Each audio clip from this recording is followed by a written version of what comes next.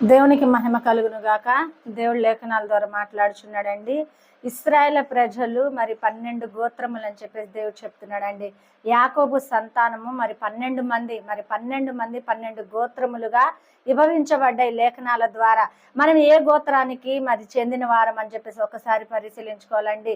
నాది ఆ గోత్రం ఈ గోత్రం అని చెప్పుకుంటున్నాం, కానీ పరలోక సంబంధమైన ఆత్మీయ సంబంధమైన ఏ గోత్రానికి మనం చెందిన వారం అని చెప్పేసి ఒకసారి మనము గమనించుకోవాలా. ఏ గోత్రానికి సంబంధం లేక మనం ప్రార్థన చేసినా, ఎన్ని దాన కర్మాలు చేసినా, ఏమి ఉపకారము చేసినప్పటికీ కూడా దేవుడు ఏం చేస్తున్నాడు తెలుసా? అది ఆలకించనని చెప్తున్నాడు. నువ్వు ఏ గోత్రానికి చెందిన వ్యక్తివి అని చెప్పేసి దేవుడు అడుగుతున్నాడండి.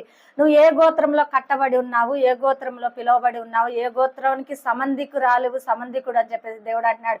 మనం నిజముగా ఆత్మీయంగా ఏ గోత్రానికి సంబంధించిన వారమని ఒక్కసారి మనం పరిశీలించుకోవాలండి. ప్రార్థనకు వెళ్తున్నాము, వస్తున్నాము, లేదా కానుకలు ఇస్తున్నాము, వస్తున్నాము, ప్రార్థన వినేసి అక్కడిది విడిచిపెట్టి వస్తున్నాం, కానీ మనం నిజముగా దేవునికి చెందిన వారమా?